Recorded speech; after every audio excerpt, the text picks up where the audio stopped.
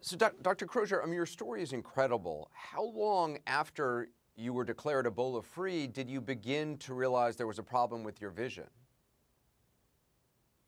To be honest, Anderson, as I emerged from the unit at Emory and went home to Phoenix to rehabilitate, there were lots of other things sort of higher on the food chain. I was struggling to learn to walk again. I was trying to get stronger. I was having a lot of inflammatory back pain. And I was having very minimal eye symptoms. In fact, it was a report that I heard from survivors in Kenema, where I had been taking care of patients who were having an unexpected high incidence of eye symptoms, at least, that really caused me to pay attention to some very mild burning and a very mild light sensitivity that I was having in my eyes. And out of that came my first interaction with Emory Ophthalmology in Atlanta. And how quickly did they realize that, though there was no Ebola in your blood, that it actually was in your eyes still?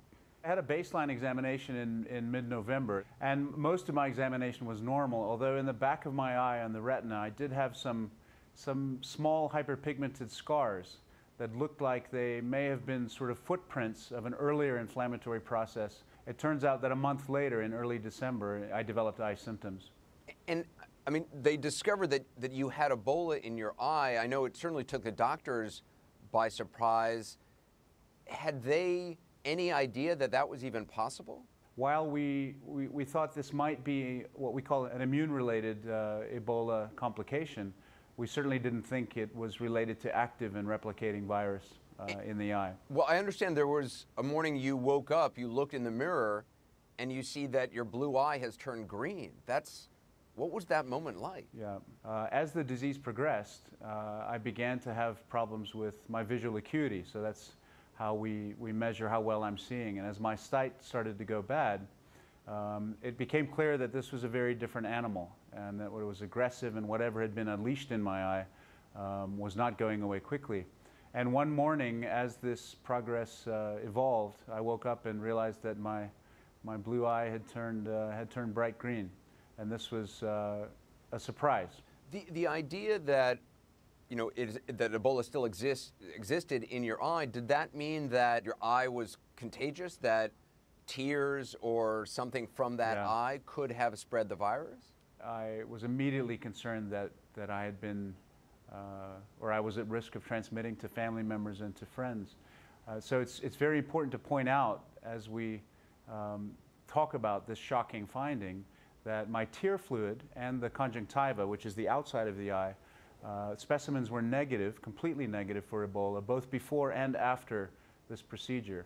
So how are your eyes now, and is the Ebola gone from the inside? In addition to the color change, I lost pressure in my eye. My eye began getting softer and losing its architecture. So by the time I flew through back to Phoenix, it was like looking through a block of cheese, to be honest. And what had happened was this, part of this process was the development of a very dense inflammatory debris. It was obstruction. So as Steve Ye, my ophthalmologist, peered into the eye, he couldn't see to the back of the eye to my retina and my optic nerve.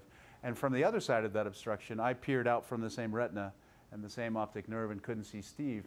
Eventually, that obstruction detached from the retina, and I found that I could oddly use my extraocular muscles to move that obstruction around and find a portal through which I could see quite well. That's incredible. And over the last months, it's not back to baseline completely, but over the last months, that portal has slowly increased. It's extraordinary. But in terms of the presence of Ebola, does that mean it's gone? The only way to really tell that it's gone is to put a needle back into the eye, and that comes with some risks, especially when the eye is at a lower pressure. So at this point, we've decided not to re-tap and verify, but that may come down the road. What's the message in all this? I mean, obviously it shows how little is known about what happens to people after they're declared Ebola free, because for so long Ebola was a death sentence and still is in many parts of the world. Yeah. For you, what is the takeaway in all this? There's an emerging problem in Ebola survivors in which it will be a varied spectrum. Some will be mild, but there will be severe patients who develop severe complications and who are going blind. And you can imagine an Ebola survivor who's already been through their own personal hell in the village as they've lost family and and friends and siblings, then through a lonelier hell in an ETU. And as they emerge from that place to then, in a sense, face the tragedy of going blind, it's a story that we must pay attention to. Dr. Crozier, thank you.